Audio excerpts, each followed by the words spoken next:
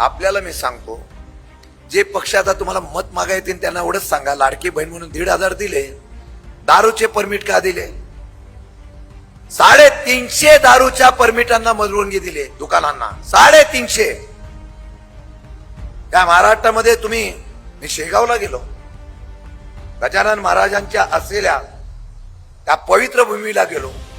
ही साधू संतांची असलेली भूमी, त्या भूमीमध्ये येणारी पिढी आमची यामध्ये आपण या दारूच्या दुकानाच्या माध्यमातून बर्बाद करायची ठरवलेली आहे का? तर बोलले की महसूल आमचा कमी झालेला आहे. काय सरकार बघतोय मी, महसूल कमी झालाय म्हणून तुम्ही दारू प्या. उद्या महसूल कमी झाला म्हणून स्मशानामध्ये जाणाऱ्या माणसाच्या असलेल्या सर्व साहित्यावर पण तुम्ही डबल कर लावणार का? माझी म्हणणं आहे, गरिबांचं सरकार राहिलेलं नाही.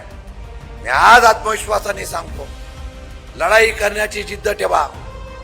किती नगरसेवक येतील, किती जिल्हा परिषद पंचायत समिती येईल, भविष्य काळामध्ये आमदारकीच्या निवडणुकीला काय करायचं हे करण्याच्या संदर्भातली भूमिका करताना पाया पहिला मजबूत करा.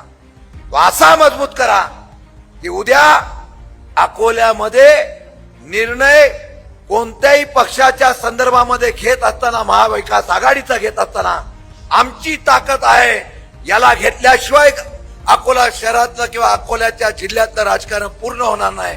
एवढी ताकद उभी करण्याचा प्रयत्न करा.